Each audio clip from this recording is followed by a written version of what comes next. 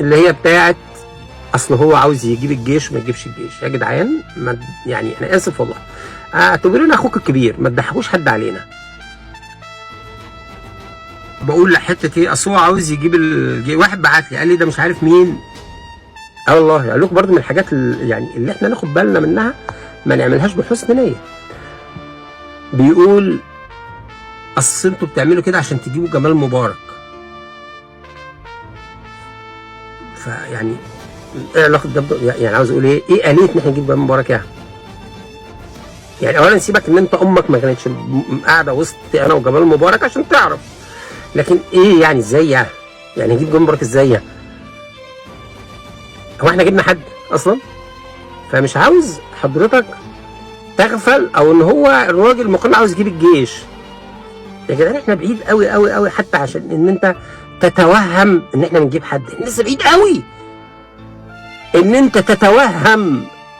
انت محسسني ان احنا دلوقتي وصلنا للوضع بتاع ثورة بنجلاديش، وان السيسي هرب، وان احنا فوق البتاع، وان احنا فوق المقر بتاع مجلس الشعب. يا عم اتوكس، يا عم اتوكس، ما تخليش حد يضحك عليك. لما تلاقيني بقول لك الفاعليه والانتشار وتوازن الرعب، لما تلاقيني حاطط لك خطه تعتمد اساسا ان الجيش مش هيعرف يوصل لك، تعرف ان الجيش مش هيمسك. لكن في المقابل كل ما تقدر تحيد عدد من الجيش ده شيء ممتاز. يا ريت تحيده، يا ريت الخطاب كله يكون ذكي. عاوز اقول كلمه مش عاوز اكررها تاني، مش كل حاجه بتتقال موجهه لك انت، مش كل حاجه بتتقال موجهه لك انت خالص. افرض يا اخي هو بيوجه الكلام ده للجيش، لضباط الجيش. السيسي قعد لحد قبل الانقلاب عمل كده ولن نسمح. ولو ده راجل من فجره قال لك ايه، لو الجيش تدخل انسى البلد 30 40 سنه، وعمل انقلاب.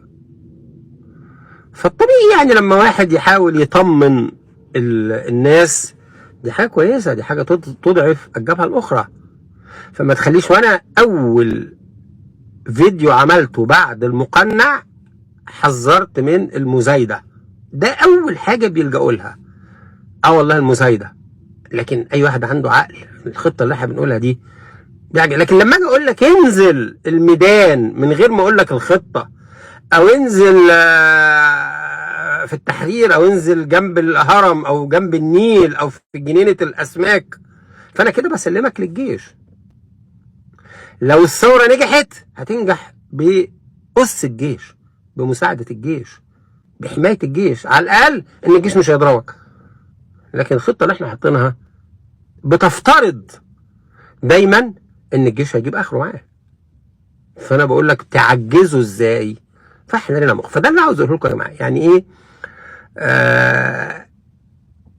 طبعا انا عارف ان النوايا كويسه جدا جدا، لكن لازم نكون صحيين. احنا لسه ما ابتديناش، احنا لسه.